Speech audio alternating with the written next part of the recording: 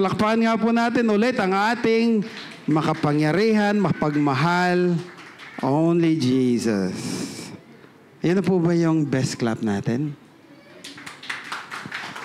Ganito ang best clap. Di ba? Pag nasa basketball court kayo, ang sigaw at clap nyo ay sobra-sobra.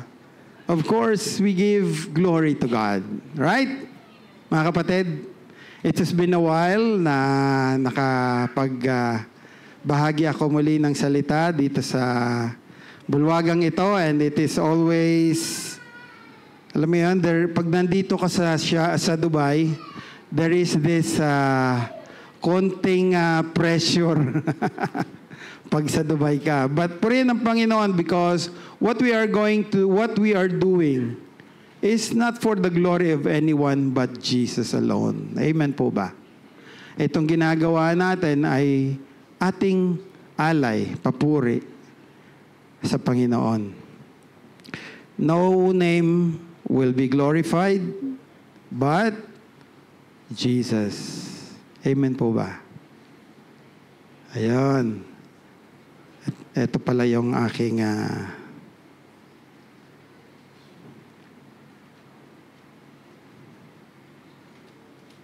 ayan. Alright. Saan ba ako mag-ano? Ayun, doon pala.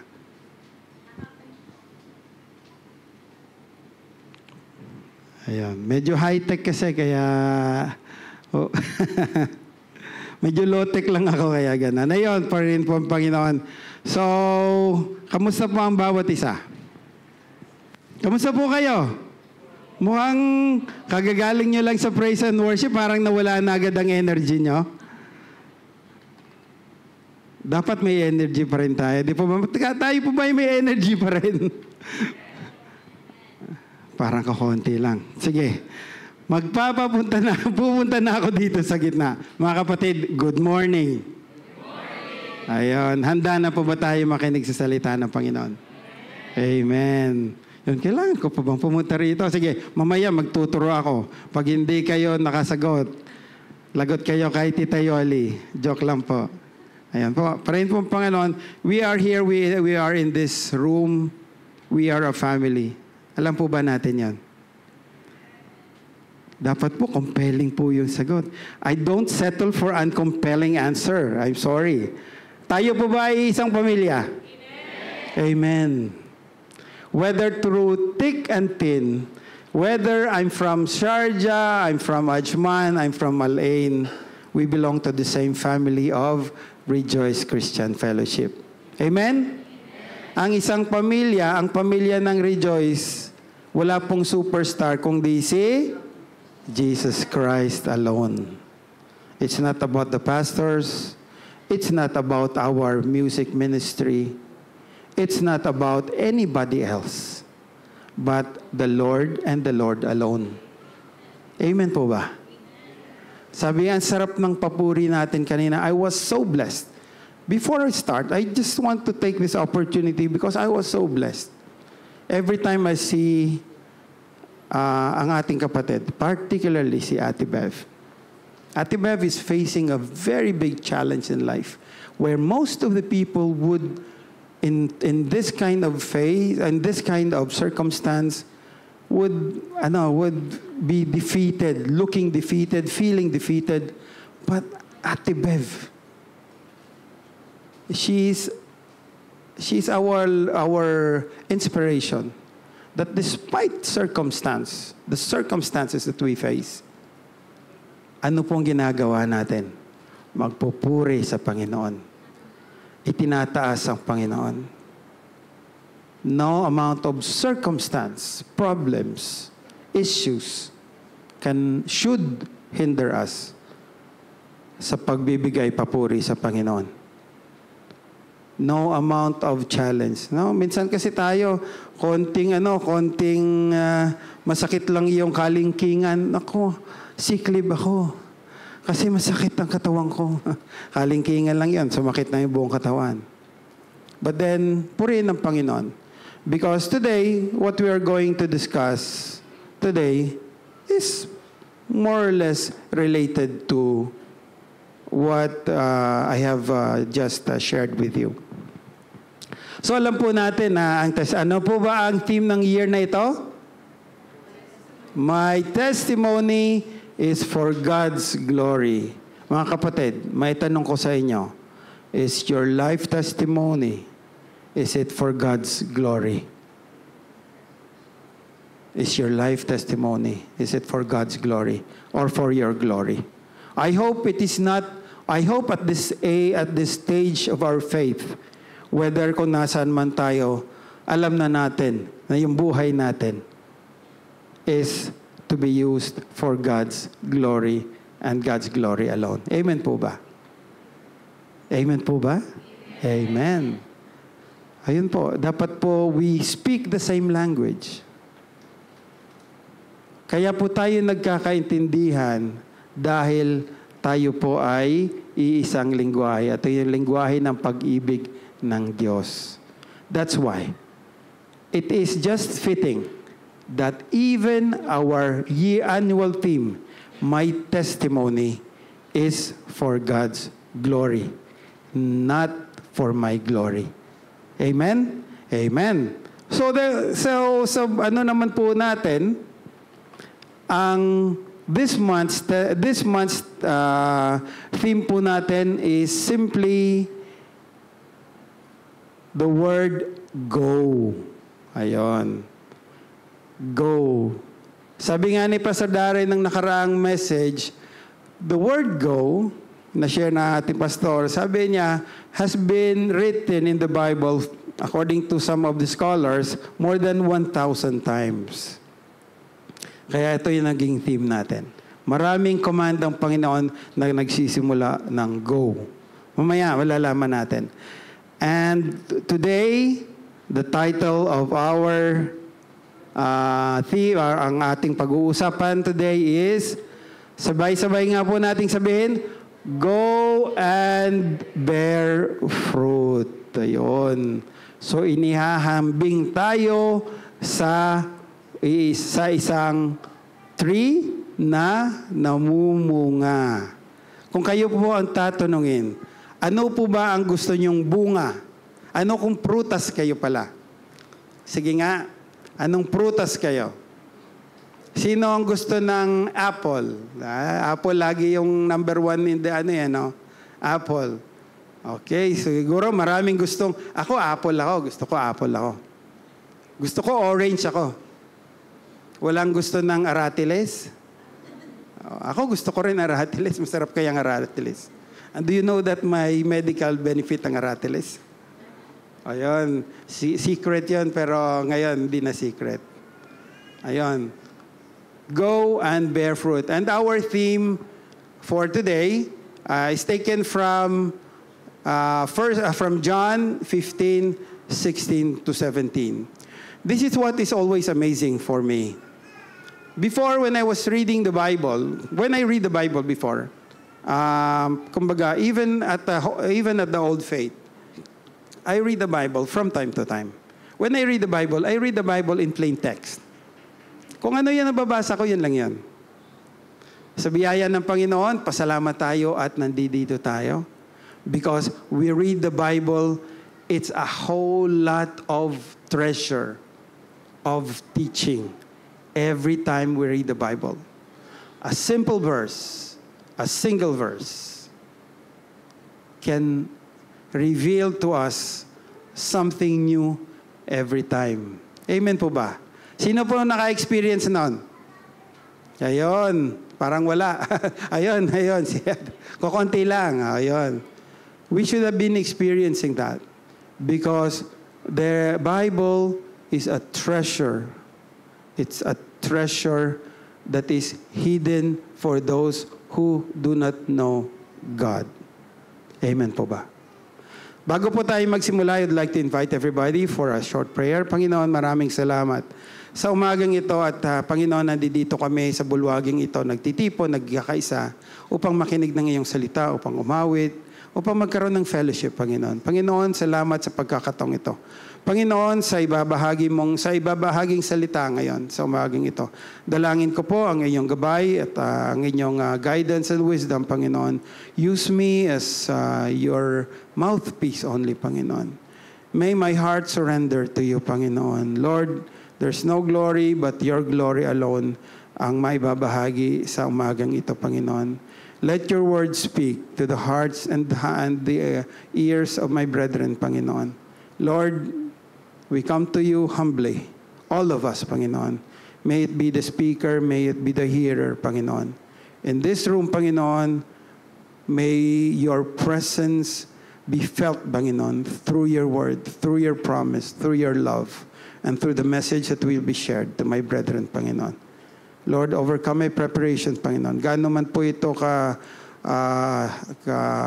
tagal ang preparation, Panginoon. Gaano man ito, Panginoon, complicated ng preparation, Panginoon. Lord, simplify, Panginoon, ang mensahe na iyong ibabahagi, Panginoon. Panginoon, wala pong may tataas, kundi kayo at kayo lamang. In Jesus' name we pray. Amen. Parin po ang Panginoon. So go and bear fruit. Why go and bear fruit? Because tayo ay nahahalin tulad ng sa scripture, according to the scripture, naihalin tulad tayo sa puno. So that's why I have this introduction, the analogy of the tree and the believer. Ayan. Short lang ito, konting points lang ito. But then, makikita natin dito, bakit? Go and bear fruit. Pag sinabi nating bear fruit, ang ibig sabihin sa Tagalog ay mamunga.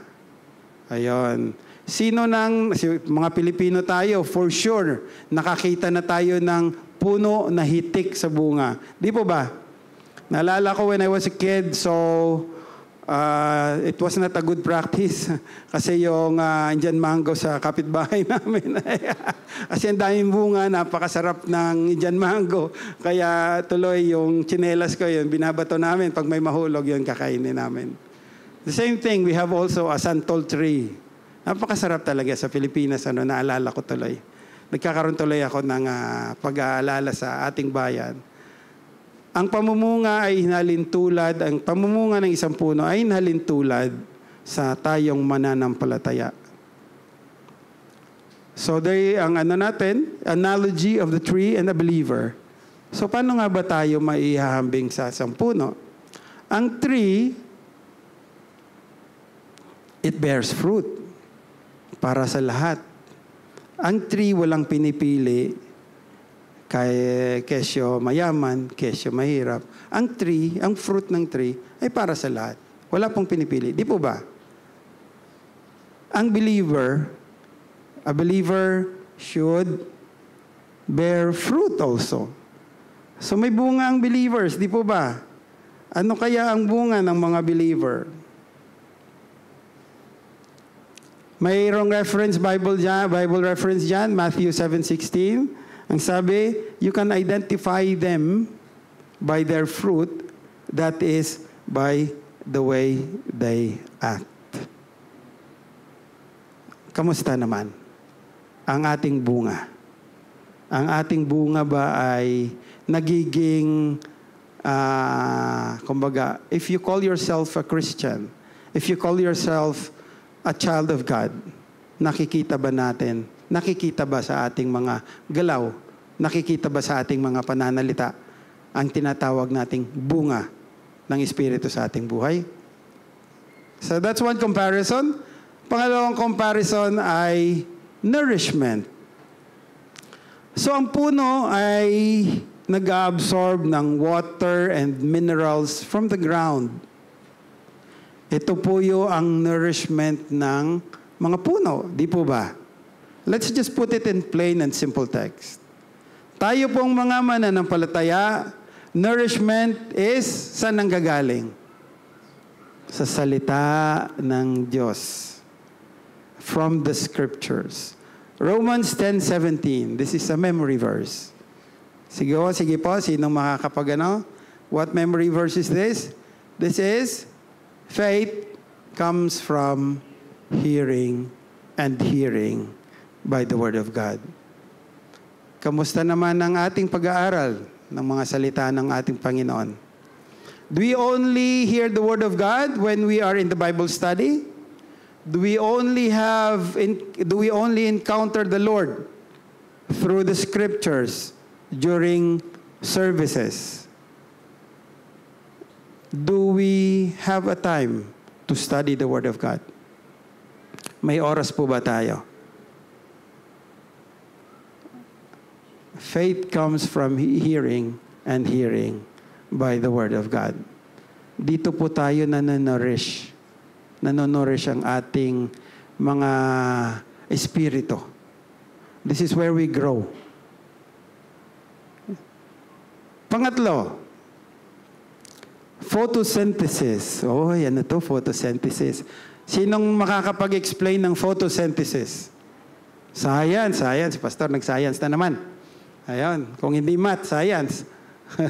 Photosynthesis is the process that transforms light energy to produce oxygen. Actually, marami pang benefit ang ginagawa ng photosynthesis. Sa photosynthesis, hindi ko ito makakalimutan kasi nung grade 3 yata ako noon, napagalitan ako ng aking teacher kasi mali yung sagot ko tungkol sa photosynthesis. Kaya hindi ko na siya makalimutan. Mga 5 years ago lang yan. Joke lang po. Ate V, nagpapatawa lang ako. O baka sabihin mo, 30 years ago. Ayun, photosynthesis. Paano nga ba natin maikukumpara din ang photosynthesis naman sa ating buhay pananampalataya? The light from the Lord transform people's life. Yung Acts 2:37 and 41, this is the time when 3,000 people were baptized by Peter. Tayo po ang mga mananampalataya. Kamusta naman ang buhay natin pag nasa labas tayo? Do we share our light to our friends, to our family, to our neighbors? Nagiging source ba tayo ng light, mga kapatid, sa ating palibot? Dapat makita kasi sa atin na yung ilaw na nanggagaling sa Panginoon. I remember some time ago when I am on a different faith, there will be people that I respect too much. That when they are in the pulpit or in the lectern, they speak the Word of God. But then, the moment they step down, iba po yung lumalabas sa kanilang bibig, iba yung lumalabas sa kanilang pag-uugali. How is that a fruit of God? The difference between Christians, tayo mga mananampalataya, because we acknowledge that Jesus is our Lord. Amen po ba? We acknowledge that we are children of God. And we declare that. Amen po ba? We declare that we are children of God. We are believers of the Lord Jesus Christ. Before, some time back, again, I share my experience, I do not have that confidence to tell, Kristiyano ako. Kasi pag sinabi mong Kristiyano ka, dapat mabait ka, dapat matino ka, dapat ganito ka, dapat ganyan ka. But I learned that it is wrong. Yung dapat na yon, ang ginagawa nating kabutihan, hindi pala yun ginagawa mo para maging ano ka. But, it should be that the fruit of the Spirit ay makita sa ating mga buhay. The fruit of the Spirit. Mga kapatid, kamusta naman ang bunga ng Espiritu sa ating mga buhay? If we go out of this place, this is the reflection of a good Christian, a good child of God. Nakikita po ba ito sa atin? And next, other benefits. Mayroong, of course, other benefits ang mga puno. Di po ba? Ano po? It cools and cleans the atmosphere. It supports the ecosystem. Kaya po, kapag nawawalan po ng puno, putol tayo ng puno, ayan, presto, we have climate change. Paano po ba tayo nagkaka-climate change? Did you see nowadays ang mga balita? Then the flooding in China, the flooding in South America, the flooding in the Philippines and Mindanao. At napakarami pang catastrophe. You know, the Canlaon volcano, ang pagputok ng Canlaon volcano, and then there was another volcano in the Philippines na pumutok, and then there was another in Indonesia na pumutok. Halos sunod-sunod. Canlaon volcano, by the way, is where I live. So nakita namin yung pictures, yung lava, talagang gigantic 5 kilometers ang lava. Imagine, ha? Nagbabagang lava. 5 kilometers. And this is the impact of yung kapag hindi na, yung kukunti na lang yung puno sa ating mundo. Because the tree, kapag meron tayong maraming puno, then it gives off oxygen. Ang oxygen po ay inaabsorb niya ang carbon dioxide. Scientifically speaking, tayo po, mga mananampalataya, ano pong nangyari? Ano po ba yung ating benefit? In Matthew 5:13 and 14, ang sabi sa scripture, you are the salt of the earth, and also you are the light of the world. So alam natin, ang salt ay nagbibigay ng flavor sa mga pagkain. Ano po? Maraming benefits ang salt. You are the light of the world. Tanungin natin ang sarili natin, ilaw nga ba ako para sa nasa palibot ko? Baka pagdating mo sa opisina, yung mga kasama mo, andito na naman si sir or si ma'am. Ayan na naman, mahirap na naman ang buhay natin. O baka pahirap ka sa mga buhay ng nakapalibot sa iyo. O di kaya pagdating mo sa bahay mo, galit na naman si daddy. Galit na naman si mami, nakasimangot na naman. Let us remember, my dear brothers and sisters, that tayo, inatasan tayo, inutusan tayo to go and bear fruit. So this is just an analogy of between the tree and the believer. So let us reflect on that. Kamusta naman? Do we have the characteristics ng ginawa nating comparison between the tree and believer? Let's go back to the message, and the message is once again, go and bear fruit. And ito po yung verse natin for today. And let us all read together. Nakikita po ba? Okay, let us all read together. Ready? Go. You have not chosen me, but I have chosen you. I have appointed and purposely planted you, so that you would go and bear fruit and keep on bearing, and that your fruit will remain and be lasting. So whatever you ask of the Father in my name, as my representative, he may give to you. This is what I command you, that you love and unselfishly seek the best for one another. Amen. So in this verse, sabi ko nga kanina, this is just 2 verses, but napakayaman po ng nilalaman ng verse na ito. First of all, we have here we understood here that sabi dito, sabi ng Panginoon, I have chosen you. Pinili ko kayo. And I have appointed you. So my dear brothers and sisters, hindi po tayo by chance na nandito. Do you believe that? Naniniwala po ba tayo na nandito tayo because itinalaga ito ng Panginoon?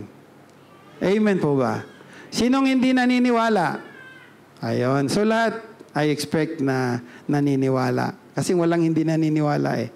Ni-reverse ko lang. Kasi pag sinabi kong, sinong naniniwala? Wala din naman. Kakonti lang pala, may mag-hands up. So, we understand that we were chosen by the Lord. Amen po ba? Kaya nga, sabihin mo nga sa katabi mo, chosen ikaw, kapatid. You are chosen. Ayon. Mind you, don't take it lightly. Pag sinabi nating chosen ka, ibig sabihin, pinili ka ng Panginoon. Pinili ka ng Panginoon, hindi lamang umupo dyan. You may not have a ministry now, but in the future, as you continue, for sure, the Lord will give you your own ministry. When you open your heart for the service of the Lord, for sure, the Lord will give you your ministry because you are already appointed, my dear brothers and sisters. Pangalawa, purposefully planted you so that you would go and bear fruit. Purposefully. Itinalaga talaga tayo ng Panginoon na itinanim ka kung saan ka man saan ka man nandyan ngayon. Mahirap talaga minsan mag-tongue twister. Pag Ilonggo at nagtatagalog, minsan may struggle. Ilonggo, gid, pasensya. Ayan. Gusto ko lang magpatawa kasi wala na akong ibang joke naman. Hihirapan talaga ako magpatawa, hindi talaga ako joker. Ayan po. Purposefully planted you that you would what? Go and bear fruit. Go and bear fruit. Pag sinabi nating bear fruit, di ba? Hindi naman yun na na kailangan marami kang tawag dito, marami kang na disciple. There are so many ways of bearing fruit. The testimony of your life alone, when it impacts other people, that is the fruit that is already seen in you. Kung ikaw ay nagiging mabuti sa inyong kapwa, bakit siya sobrang mabait? Kasi anak siya ng Panginoon. He's a Christian. I remember, I believe I've told this story already a while ago. When I was working in Saudi Arabia, I always share that because talagang nagpupuri ako sa Panginoon kung gaano ang impact ng mga mananampalataya, even for the non-believers. There was my colleague, so he's a local doon siya pinanganak sa Jeddah. At sabi niya sa akin, so we were doing the construction of one company. So we were doing the erection and installation. So ang sabi niya sa akin, Ruel, di ba born again Christian ka? Because sa biyaya po ng Panginoon, ako po'y nakakilala na sa Saudi. So sabi ko, kinabahan ako kasi nga, doon kasi delikado eh. Doon, baka tatanungin ka nila, saan kayo nag-gather? Because it's not allowed. It was not allowed then. I don't know now.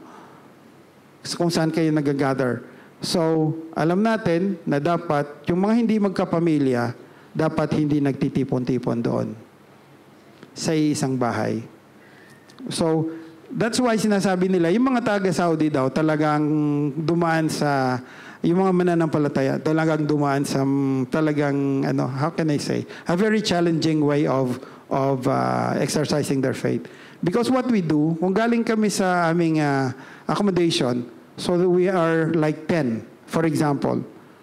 Pupunta kami sa malayong lugar, tapos bababa kami sa mga 500 meters away. Tapos dalawa kami, maglalalakad, papunta sa isang bahay. Kung building yan, tapos doon may tinatawag na bantay pinto. Ang bantay pinto ay, ayun yung kakatuka, kailangan may code, tak, tak, tak, for example. Ibig sabihin, kapatiran. So sa kapatiran, sisilipin muna bago papasukin. So dalawa hanggang makapasok lahat. So going back doon sa sabi ng kasama ko sa akin, sabi niya, di ba born again Christian ka? Sabi ko, yes. Sabi niya, sana yung mga Pilipino dito sa company natin, born again Christian na lang sila lahat. Nagulat ako, sabi ko, ha? Sabi ko, napangiti ako, sabi ko, why?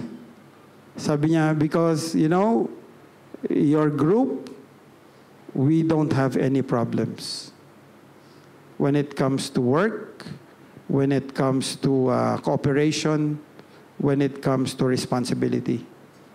Sabi ko, nagpupuri ako sa Panginoon kasi nakita sa mga kapatiran ang kapurihan ng Panginoon. How are we different from the rest? Amen po ba? Di ba kapuri-puri yun? We know that they exercise a different faith. But sabi niya, sana born-again Christian na lang kayo lahat. And I'm always putting that as an example because I have been a witness to that. So tayo mga kapatid, pag nakikita ba sa atin, are we bearing fruit in this case, in this manner? Amen? And next po, whatever you ask of the Father in my name, He may give you. Oh, we become a channel. Nagiging channel tayo. Nagiging pathway tayo. Nagiging kaparaanan tayo para sa kapurihan ng Panginoon. So in this simple verse that we have, there are 3 things that we are going to look into. Number 1, ang sabi ng Panginoon, I have chosen you, I have appointed you. We talk about identity. Identity is very important. Amen po ba? Sige nga, sabihin si Ate Leng, sasabihin ko si Ate Leng, kay Ate Leng, Ate V, sasabihin ko kay Ate Leng, Ate V, hindi niya ako papansinin siyempre. Si Ate V yung sinasabi ko pero kay Ate Leng ako na. Because that's not her identity. And our identity is very important for us because it is the root of our purpose in life. For example, ako si Kuya Ruel. Ako si Kuya Ruel, identity ko ito at ako ay isang tatay ng isang pamilya. Ako ay servant of the Lord. That is my purpose. And that is my identity. When we talk about a person, for example, ayan si Kuya Ruel, he has his own identity. Si Kuya Raymond, ayan, he has his own identity. Si Pastor Darren, he has his own identity. Si Pastor Darren is our head pastor. Si Kuya Raymond is the associate pastor to be, hopefully, God willing, ng Dubai. So that is an identity. And nobody can take that identity from you, mga kapatid. So the moment you declare that you are a child of God, that identity, nobody should take that away from you. Amen. More importantly, that you should not be ashamed of that identity. Amen po ba? Amen. Pangalawa, second point is, purposefully planted you so that you would go and bear fruit. Purpose. Nagkakaroon ng distortion sa presentation. So purpose. A month ago, pinag-uusapan natin ang purpose natin. Di po ba? Maraming preachings ang pinag-uusapan natin ang purpose natin. Dapat alam na po natin ang purpose natin. Sino po okay.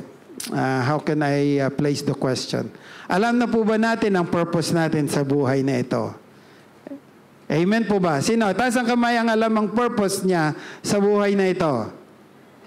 Amen. Dapat hindi tayo mahiya. Sabi ko nga, na-share ko ito sa mga kapatiran. Sabi ko, we want to be in heaven.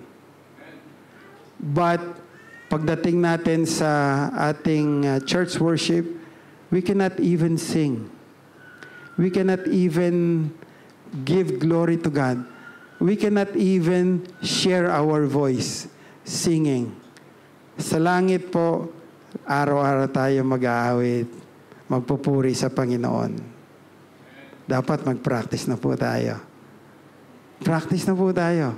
I encourage everybody that the moment you step into this hall, the moment you step anywhere at nagpupuri sa Panginoon, pag ikaw po ay may pagkakataon na umawit po tayo. Umawit po tayo. you would not know the experience until you experience it yourself. In our song, we pour our emotion. Make it your prayer. Who knows? Magkakaroon ka ng connection sa Panginoon. Mangungusap ang Panginoon sa iyo sa awit. Remember that singing is not just for mere cause or purpose of singing. It is glorifying God, mga kapatid. So, ask yourself, nag-glorify mo ba ang Panginoon kapag hindi ka umaawit, kapag sabihin mo na ito lang yung kaya ko eh. So, pwede kang gaganon-ganon, gaganon-ganon. Pang ano ka lang, pang limit lang. Dapat may galaw-galaw. Di po ba? Yung mga medyo may mobility limitations na, naintindihan na po natin yon. Ano po, Ate B? Joke lang, Ate B. Si Pastor Rodel, si Tita Yoli, si Ate B. Praise God po, praise God. Purpose. We know our purpose already. And whatever you ask in my name, to the Father, of the Father in my name, He may give you. We are channels. We are channels of God's blessing, goodness, love, and everything else that God wants us to be a channel. Naniniwala po ba tayo dyan, mga kapatid? Okay, I will ask again. Naniniwala po ba tayo dyan, mga kapatid? Amen. Mga kapatid, when you give to charity, ano sa palagay mo ang ginagawa mo? You become a channel of blessing. You are a channel of blessing.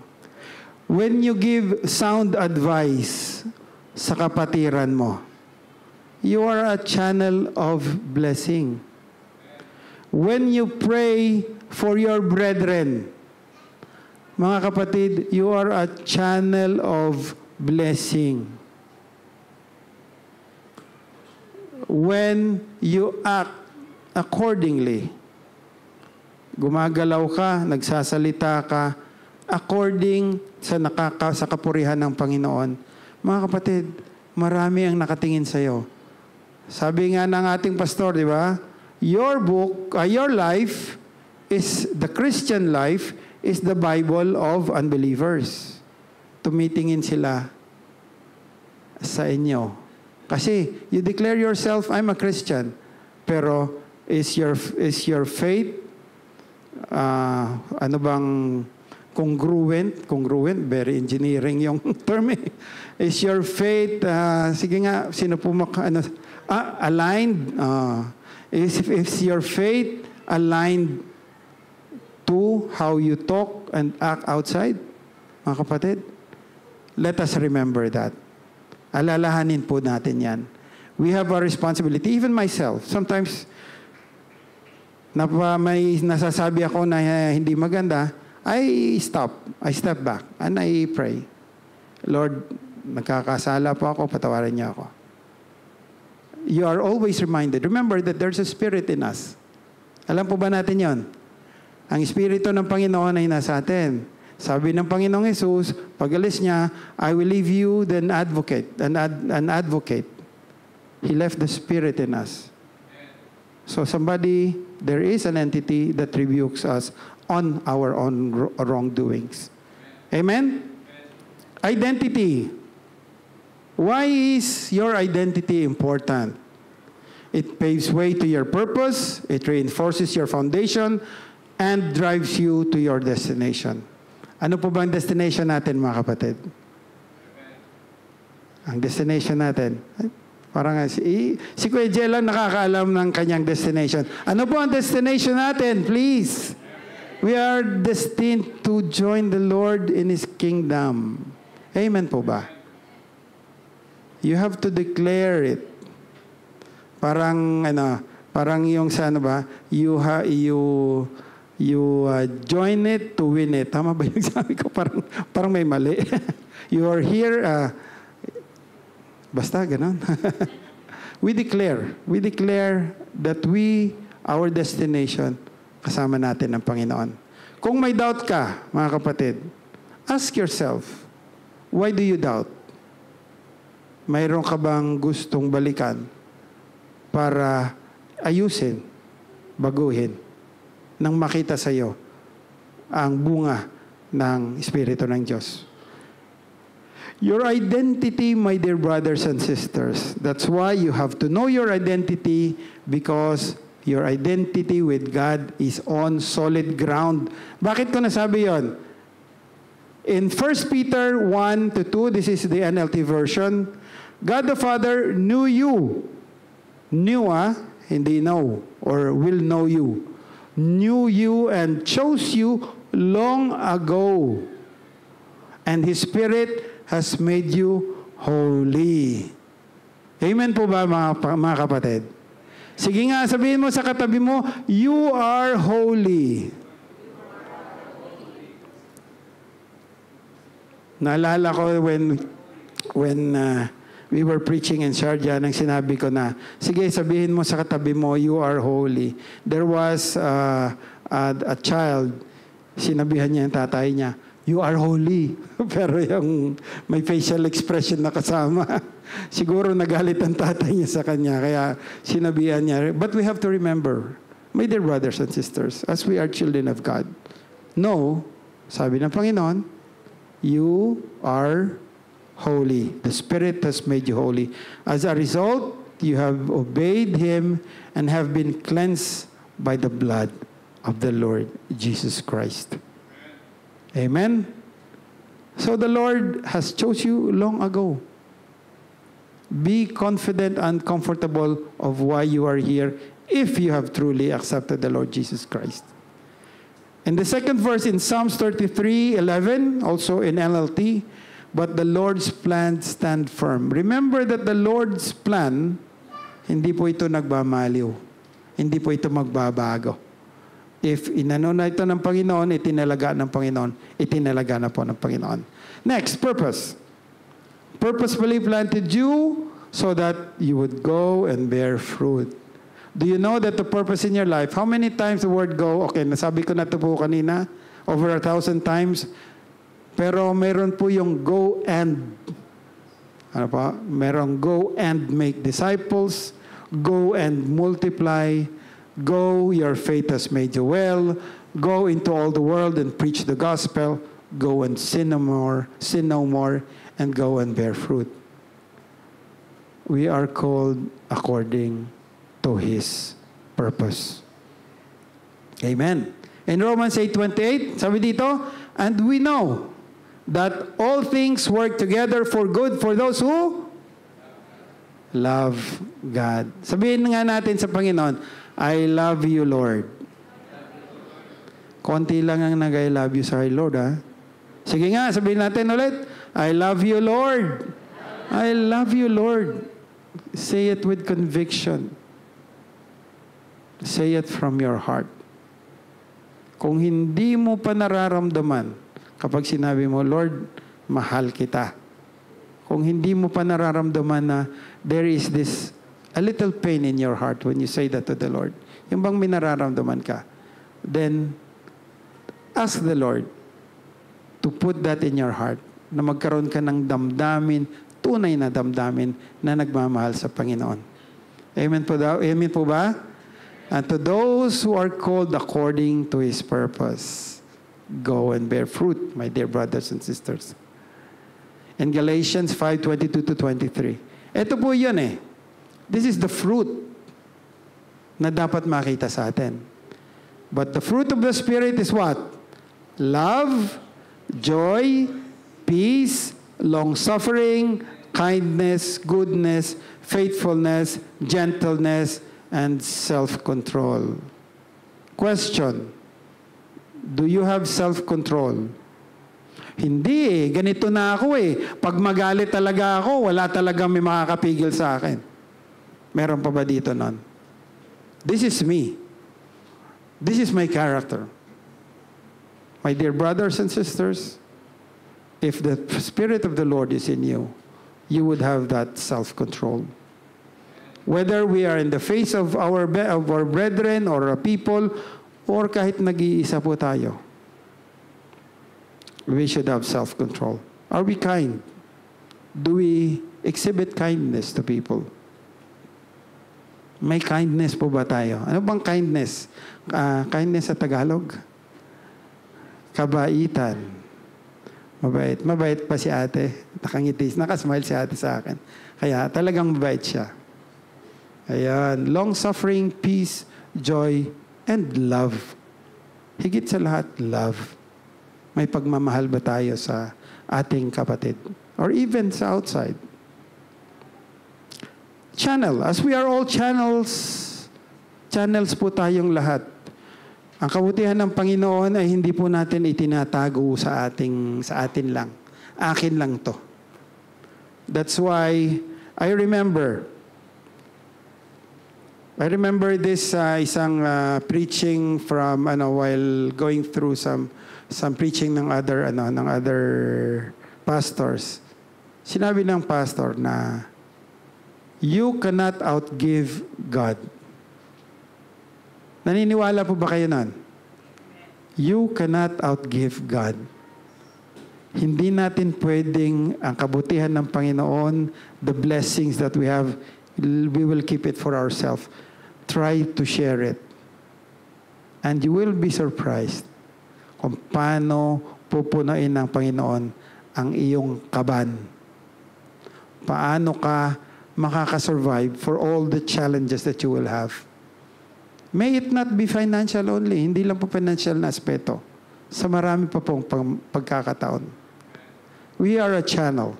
As you know your identity and purpose, you become a gateway, a passageway of God's purpose and will.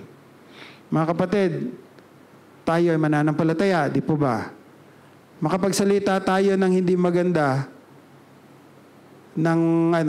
nagiging malaki ang impact noon sa mga hindi mananampalataya or sa mga bagong mananampalataya. We have to be careful about how we act. We have to be careful about how we say, because it may impact people around us. Amen po. We are a gateway or a passageway of God's purpose. You are the representative and ambassador. Sabi nga ng ating di ba? Ambassadorship to everywhere I go. Yan. We are ambassadors. We are representative. We portray the Lord outside. That's why, ang po natin, we will be Christ-like. Tanungin mo nga mga sarili natin. Tanungin natin ang sarili natin. Am I Christ-like ba? Christ-like nga ba ako? Or gusto ko bang maging katulad ako ng aking Panginoong Yesus? 1 Peter 3:12, for the eyes of the Lord looking favorably upon the righteous or the upright, and his ears are attentive to their prayer, eager to answer. But the face of the Lord is against those who practice evil. The prayer in the next verse, the Lord is far from the wicked and distance himself from them. But he hears the prayer of the consistently righteous, that is, those with spiritual integrity and moral courage. If we practice the righteousness of God, then the Lord will be listening to us. Eager ang Panginoon makinig sa ating mga panalangin. Remember, our dear brothers and sisters, we have this identity. Know your identity. Know your purpose. And remember that you are a channel of the Lord's goodness, the Lord's instruction, the Lord's love.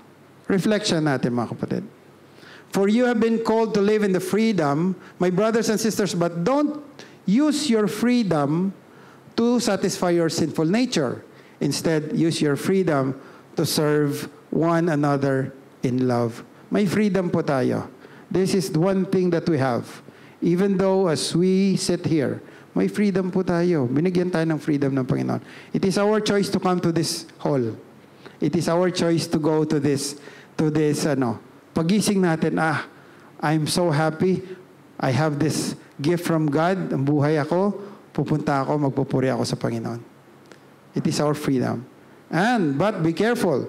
Be sober, well-balanced, and self-disciplined. Be alert and cautious at all times. The enemy of yours, the devil, prowls around like a roaring lion, fiercely hungry, seeking someone to devour.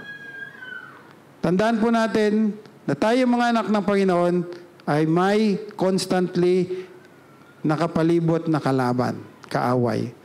Lalo pa po kung ikaw ay nagmi-ministry, lalo pa kung ikaw ay may gagawin na nakakapuri sa Panginoon, tandaan nyo, be sensitive. I will share with you quickly, nung last Sunday, bago kami pumunta sa Sharjah Church para ng service, para mag-conduct ng service, and I was going to preach there. 2 beses kami muntik maaksidente. Especially the second one. The second one was talagang head-on collision sana. But salamat sa biyaya ng Panginoon, sa protection ng Panginoon. And I acknowledge, gustong i-discarrel ng kalaban ang aking peace sa aking mind. Because I will share. Be sensitive to the work of the enemy. Be sensitive that the enemy is not sleeping para i-derail tayo sa kung anumang kabutihan na gawa ng Panginoon sa ating buhay. Our freedom, we have our free will, but also be reminded that we have to discipline ourselves. The challenge, my dear brothers and sisters, for the good tree does not bear bad fruit, nor does a bad tree bear good fruit. For every tree is known by its own fruit. For men do not gather figs from thorns, nor do they gather grapes from bramble bush. Makikita sa iyo. Ito, bunga ito ni Kuya Raymond. Si Kuya Raymond, ganito yan. Salamat sa buhay ni Kuya Raymond, ni Ate Hazel. Sila ay nagagamit ng Panginoon. That is their fruit. Now, for all of us, what is our fruit? I love this verse from 1 Corinthians 13, 1-3. If I could speak all the language of earth and of angels, but didn't love others, I would only be a noisy gong or a clanging cymbal. If I had the gift of prophecy, and if I understood all of God's secret plan and possessed all knowledge, and if I had such faith that I could move mountains, but didn't love others, I would be nothing. If I gave everything I have to the poor, even I have sacrificed my body, I could boast about it, but if I didn't love others, I would have not gained nothing. Itagalog po natin para mas malinamnam. Kung makapagsalita man ako ng wika ng mga tao at ng mga anghel, wala naman akong pag-ibig. Ako'y nagiging maingay na pompyang o batingaw na umaalingaw-ngaw. Kung wala tayong pag-ibig, kahit nagsasalita ka pa ng lingwahe ng mga anghel. Kung meron man akong kaloob na propesiya, maunawaan ko lahat ng hiwaga at lahat ng kaalaman, taglayin ko man ang lahat ng pananampalataya na kaya kong ilipat ang bundok. Pag wala naman akong pag-ibig, wala ring kabuluhan, mga kapatid. Kahit ipamigay ko man lahat ng aking ari-arian at ibigay ang aking katawan upang sunugin, ngunit kung wala naman akong pag-ibig, wala akong pakinabang. Sabi ng Panginoon, a last reminder, this is what I command you, that you love and unselfishly seek the best for everyone. Tayo po'y manalangin. Panginoon, maraming salamat, Panginoon, muli sa umagang ito sa pagbahagi ng inyong salita. Nawa, Panginoon, kayo ay napurihan, nalugod, na itaas, Panginoon. Lord, dalangin ko po sa aking mga kapatid na, Panginoon, na ang inyong simpleng mensahe, Panginoon, ay tumimo sa aming mga puso, sa aming mga isip, Panginoon, at sa aming mga buhay, Panginoon. Muli, Panginoon, itinataas namin lahat ng ito at salamat. Kami patuloy na nagpupuri sa inyo. In Jesus' name we pray. Amen and amen. Purihin po, Panginoon.